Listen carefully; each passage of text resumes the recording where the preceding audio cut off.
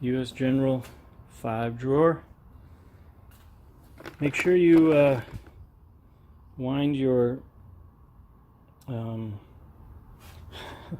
torque wrenches down to 0 again. Don't leave those springs compressed.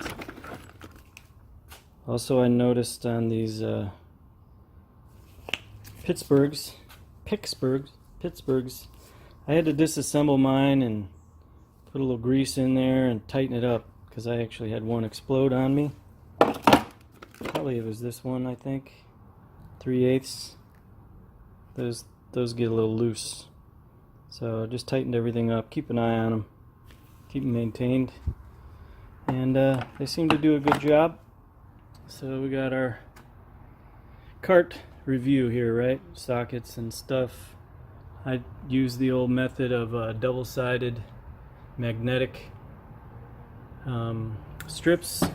Here's 2 of them without the nuts and bolts through them, but just basically back to back. Put them together and they'll stick up there so you don't have to drill. It costs a little extra to have 2 back to back, but oh well. Of course, some trays. Drawer 1 stuff. That's where my low budget OBD code reader goes. My little comes in handy. Here's where my old favorite fits in here. Had this since I was a young lad. It's my Craftsman set. It served me well, and oddly enough, I'm not missing the 10mm. I'm missing the 4. So somehow that one escaped. And it's beat up. I've had it for 30 years, I would think, thereabouts. But it's been with me for a good long time. Still does the work. Lots of it. And stuff that needs to get put away. And oh, see if we can get in there.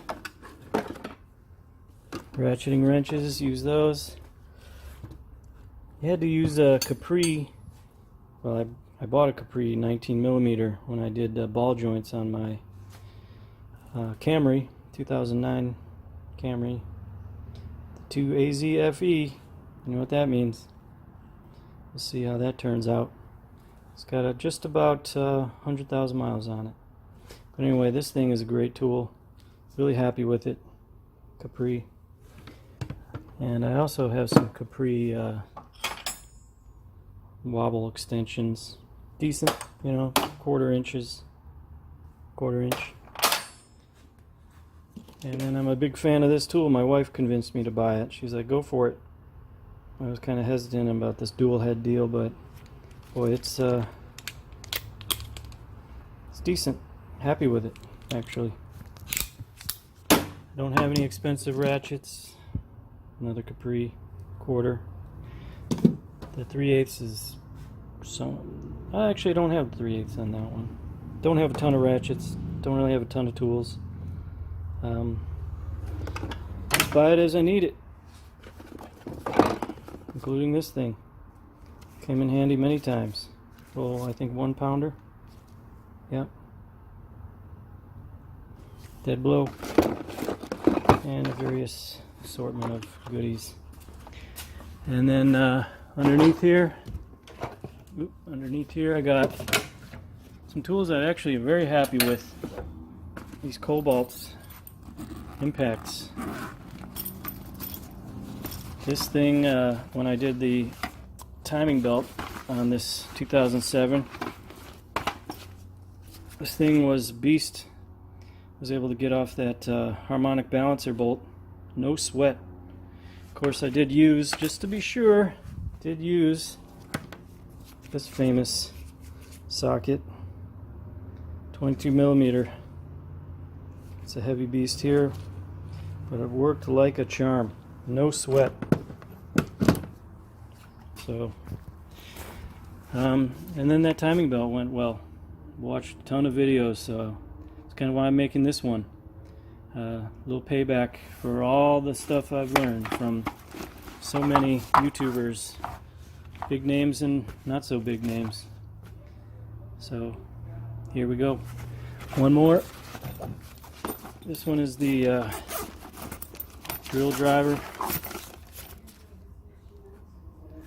I don't use it a lot, but I got it because it's kind of a tight, fits in tighter spots, and I can use adapters on the end, and I actually do run it as an impact wrench. I can't even think of the correct name of that tool. It's the driver, whatever that is. And batteries, you know, but I have some spares. These are 4s when I bought it. 4s were the good ones. I think they got 5s now. So, various other goodies and stuff. Got a Craftsman jigsaw. I'm not going to use that on a car, at least I don't think.